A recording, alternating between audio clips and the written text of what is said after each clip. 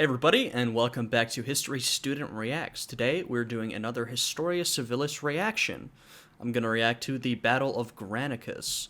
So, in the last Historia Civilis reaction, we saw Alexander sort of shoring up his power among the Greeks, his wrath in destroying Thebes, but letting Athens off, relatively scot-free, and then getting ready to start his campaign against the Persians.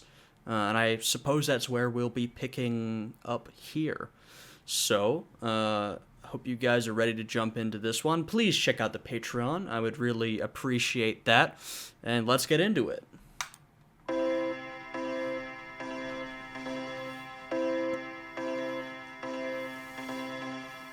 It was May of the year 334 BCE, and Alexander the Great's invasion of the Persian Empire had just begun. For the moment, Alexander's stated goal was to pursue a policy of liberation for the Greek city-states living under Persian rule.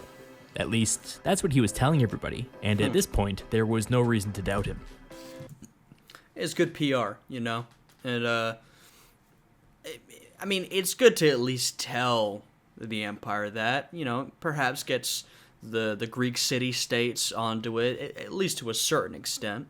As the Macedonian expedition into Asia kicked off, it was already at risk of drowning under its own weight. Right. Somehow, they managed to send 47,000 people across the Hellespont, but this meant that they only had enough money to feed and pay them for about a month. Yeah. After that, the Macedonian state would become insolvent. Everything depended on immediately winning some kind of major victory, and using the spoils of that victory to finance the rest of the campaign. The whole endeavor was built on a financial house of cards. Alexander and the Macedonians began their campaign by marching on one of the larger regional cities. Capturing this city would solve their financial problem, at least in the short term. Yeah. Alexander sent word that the Macedonians were here to liberate the city, only to receive word back that they were perfectly happy with Persian governance. This was not a great start to the campaign. They were being told that the whole justification for their invasion was incorrect, and that the locals actually enjoyed the perks of living in the Persian Empire. Yeah, that's awkward. Alexander didn't have the time or resources to invest in a proper siege. Yeah, you never want a situation where you're like, hey, we're here to liberate you. And the locals are like, we don't need liberating. That's America 101. We're here to liberate you, yeah. We don't want to be liberated. Too bad, we're doing the liberating. But, let's be honest here, the whole idea of liberation, it was probably just a pretense to start the campaigning. So I seriously doubt this is going to put Alexander off of his real goal, which is campaigning against the Persians. So he was forced to leave with his tail between his legs. One story claims that the locals bribed him to leave their city alone, but there's no way to verify this. With one setback under his belt, Alexander marched east. Along the way, small, undefended villages surrendered to him, but this was purely symbolic. Yeah. In order to really shake things up, the Macedonians would need to capture a major city, or win a decisive victory against the Persians. By the way, where were they? Good question. While this was going on, a council of Persian governors were deciding how they should respond to the Macedonian invasion. One of the people invited to this meeting was a man named Memnon of Rhodes, a Greek national working for the Persians who was in charge of a division of Greek mercenaries. Memnon was familiar with Macedon, and more importantly, he was familiar with the Macedonian economy. He knew that this tiny country must be bleeding itself dry in order to field an army of this size. With this in mind, Memnon advocated a scorched earth policy. Smart. Burn the crops, evacuate the towns, and pull back. Use the Persian fleet to cut the Macedonians off from the Greek mainland. By the end of the year, he argued, the Macedonians would be suing for peace without the need for any bloodshed. Yeah. The Persian governors looked at Memnon like he'd lost his damn mind.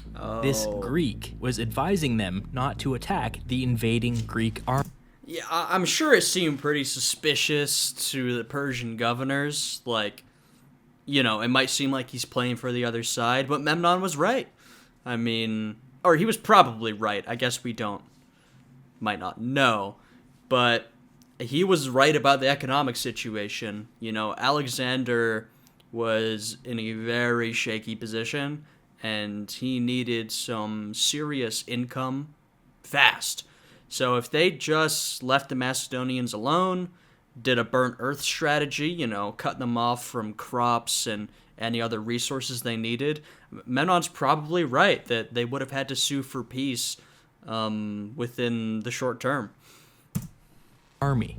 The governors rejected his advice. Instead, they decided to combine their forces and attack the Macedonians directly. Of course. By the way, history tells us that Memnon was nothing but loyal. A retreat would have been politically hard to justify, but his analysis was correct. Yep. A scorched earth policy would have confounded the Macedonian plans. I mean, this is always the issue with a scorched earth strategy, is that, I mean, one, national pride seems to get in the way of it pretty often. It's kind of hard to let someone campaign around your country or your territory while you burn your native crops and kill your livestock. You know, it certainly gets in the way of national pride. And, you know, it's also just like a tough strategy to justify. You know, people want to fight. And so it's often sort of difficult to get through politically. You know, your people and your politicians may not understand what the hell you're doing, why you're not fighting the enemy. You know, just get to it and beat them. But in many cases, it's been quite effective. And as Historia Civilis is saying here, it probably would have been effective here. Instead, the Persians were doing exactly what Alexander wanted them to do. Yeah. Before too long, Alexander started to hear reports that there was a Persian army waiting for him near the Granicus River, only a day's march away. He immediately set out to meet them and arrived sometime in the mid-afternoon. The Persians had sensibly taken a defensive position on the other side of the river. The river was crossable on foot, but the banks were unusually muddy and steep. Climbing the banks of the river in the middle of a battle would totally mess up the Macedonian phalanxes and would grind any potential cavalry charge to a halt. Estimates for the sizes of the two armies vary wildly in all directions, but the historical consensus is that the Macedonians had between 35 and 50,000 men, and that the Persians had between 35 and 40,000.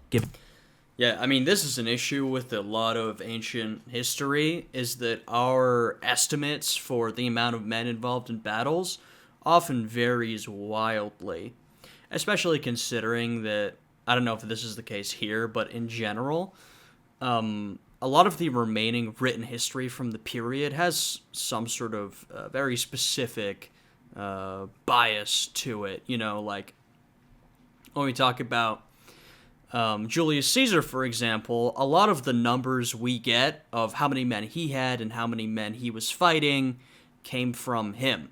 You know, he wrote his own history. And so those numbers are obviously very suspect. So it's often really difficult to get estimates of the amount of men involved in ancient times, giving the Macedonians a slight numerical advantage. My own personal theory is that the real Macedonian number was around 47,000, and that the discrepancy comes from some of the ancient sources forgetting to count the 10,000 Macedonians that were already in Asia, waiting for Alexander to arrive. Plus, we have reliable numbers from later battles, so you either have to argue that the Macedonian army magically grew over time, or that the army started out at the larger end of the spectrum. Anyways, reasonable people disagree, but in my opinion, the Macedonians had 47,000 men, and the Persians had between 35 and 40,000. Alright. Memnon of Rhodes was present with his 5,000 or 6,000 elite Greek mercenaries, but even with his help, the Persians knew that they were outclassed in the infantry department. However, they also had with them between 10 and 20,000 of some of the best heavy cavalry in the world, which was double or triple the number that Macedon had. The Persians placed their cavalry at the front of their line, ready to charge as soon as the Macedonians reached the bank of the river. They would hold their light infantry and Greek mercenaries in reserve. It was not entirely clear how the Macedonians should proceed. It was late in the day, and the Granicus River stood between them and the enemy. What should they do? Alexander's second-in-command, Parmenion, advised him to encamp for the night and wait. He argued that since the Macedonians had superior numbers, the Persians might want to pull back and wait for reinforcements. If so, the Macedonians should just let them. In Parmenion's opinion, attacking across a river was an unnecessary risk. Alexander responded, saying something like, "It would be a disgrace if, after crossing the Hellespont, this tiny river stood in our way for even a moment." He also went on about the courage and valor of the Macedonian people. I mean, that's Alexander. The idea that, perhaps the Persians will pull back and we can cross safely, it sounds pretty sensible to me, But, Alexander seemingly is not going to go for that. He wants to fight. He wants his big victory. Blah, blah, blah, a bunch of nonsense. For the record, historians seriously disagree over whether or not this conversation actually took place. It pops up in one of our less reliable ancient sources, and it kicks off a pattern that repeats itself over and over again, where Alexander is faced with a problem, Parmenion suggests a rational solution, and Alexander does the exact opposite. I mean, I was mentioning how ancient sources can be unreliable. Here's another example. Oftentimes, ancient historians and ancient sources would just make things up, or just write down rumors that they heard. And so, a lot of times in a lot of ancient history, you see familiar trends, you see archetypes being repeated, like similar events in different situations. It's because those things are made up, or they've been copied from, one period to another, or, it's some popular rumor. And this could be an example of this. This could basically be for the purpose of storytelling. The idea that a reasonable solution is presented, and Alexander says, "Let's be reckless," and it occurs time and time again. It sort of works in the telling of a story, of a narrative. Is it accurate? Did it actually happen? I suppose we don't know, but very likely no. It may not have happened. Many have argued, and it's a legitimate argument, that we're not really supposed to take these conversations at face value, but instead see them more as a literary device created by the author to highlight Alexander's unique style of leadership. Yeah. So, if we're not sure that this conversation happened, why did I include it here? Well, if Parmenion wasn't giving this kind of advice, he definitely should have been. Attacking across a river after a long day's march is a very bad idea. Parmenion knew this, but his advice went unheeded. Alexander ordered an immediate attack across the river.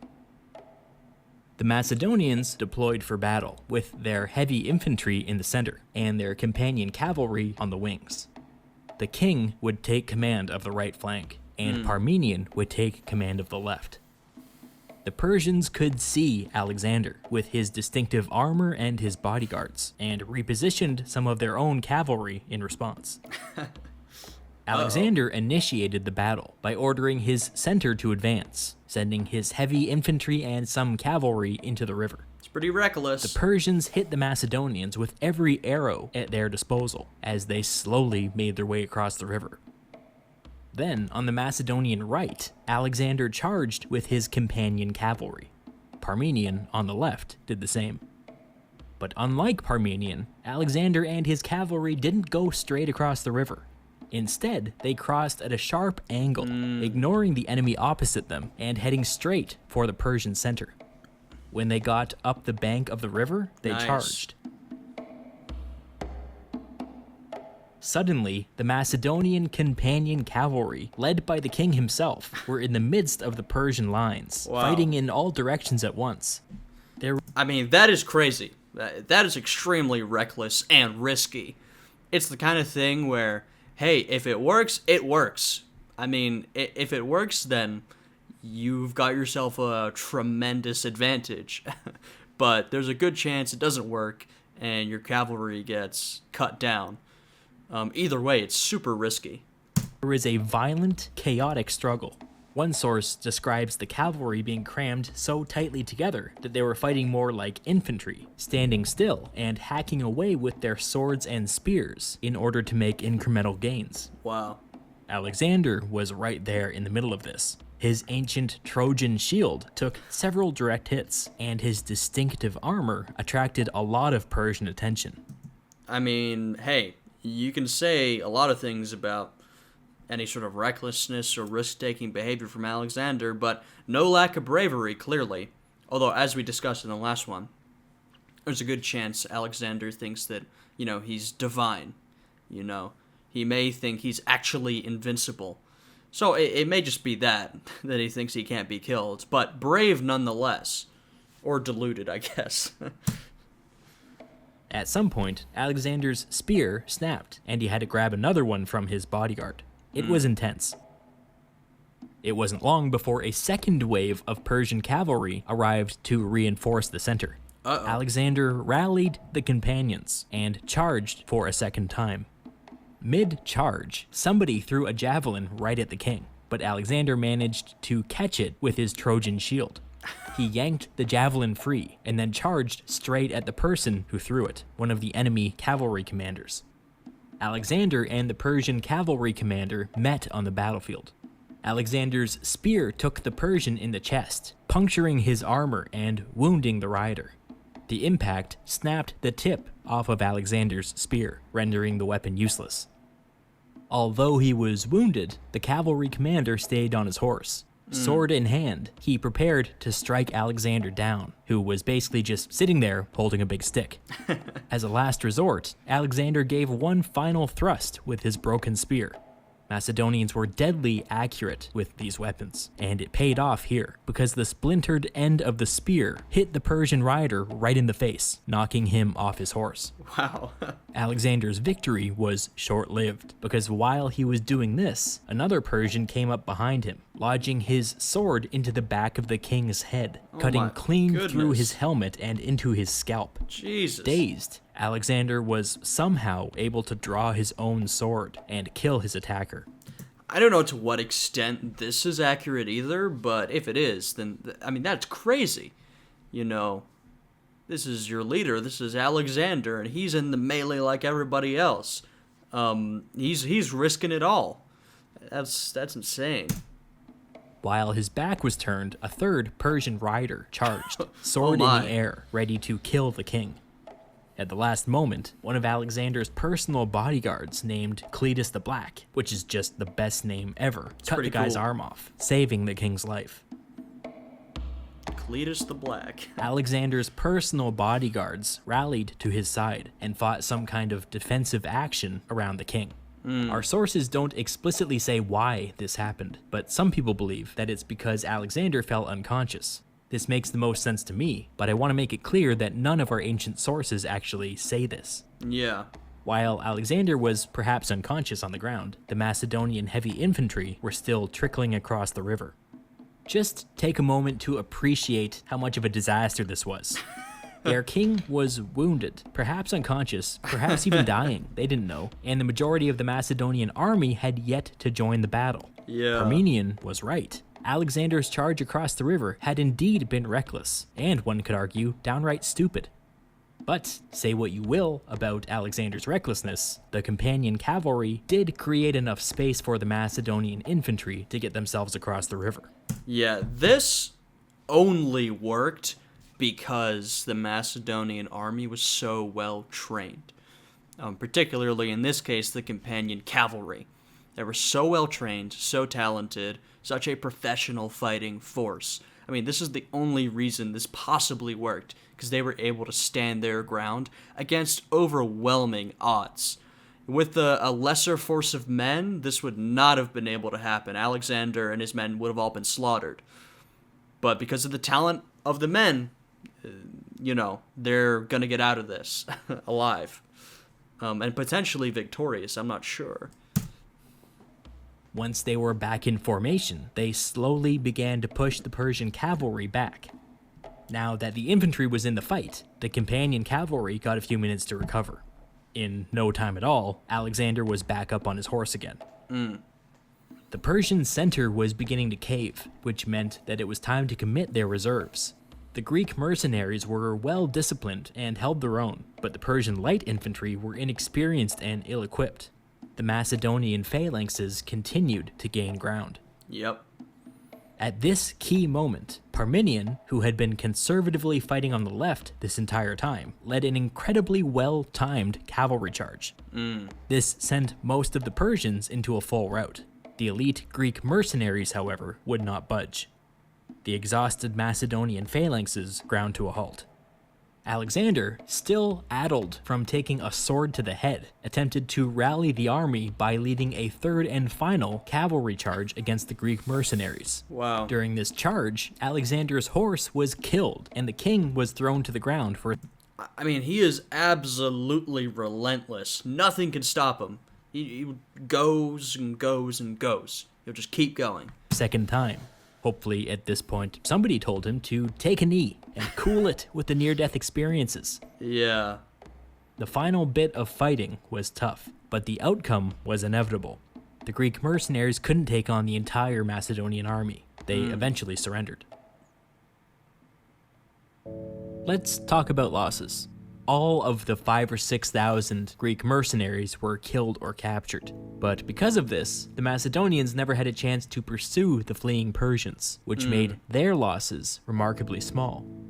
Only around 2,500 Persian cavalry were killed. We don't know how many Persian light infantry were lost, but probably not that many, since they were held back for most of the battle. The Persian defeat was decisive, and yet over 3/4 of their army escaped. They got lucky.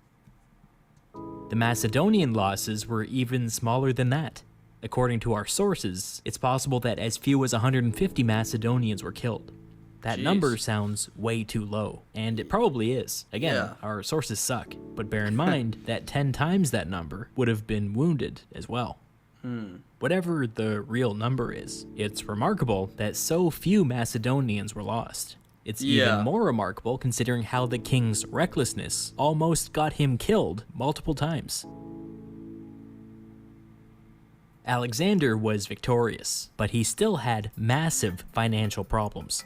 Remember, he had repealed taxation back home, and the entire apparatus of state was basically running off of the spoils of conquest. He looted the enemy camp and sent whatever treasure he could find back home, but frankly, there wasn't much there. In desperation, he enslaved the captured Greek mercenaries and sent them back to Macedon to work in the mines.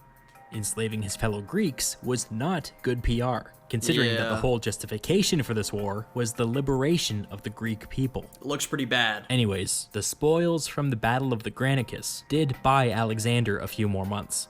If he could use that time to capture a major city, his financial problems would go away. This was achievable, since the Western Persian Empire now stood largely undefended.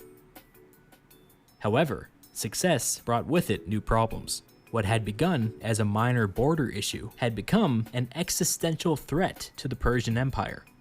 Darius III of Persia, King of Kings, finally took notice and ordered an army assembled so that he could meet this threat personally. Uh-oh. All right. Well, that was a good video. It gives us a lot of insight into Alexander and how, reckless and crazy that guy was. I mean, he was willing to just throw himself into battle. Like I mentioned, potentially because he thought he was literally invincible. He was divine. But yeah, I hope you guys enjoyed that one. I did. Please stay tuned for more reactions to Historia Civilis and other videos. Please leave a like, subscribe to the channel, and check out the Patreon. I'd really appreciate it. Anyway, I hope you guys like this one. I hope you guys are all having a good day today, and I will see you all again next time. Goodbye.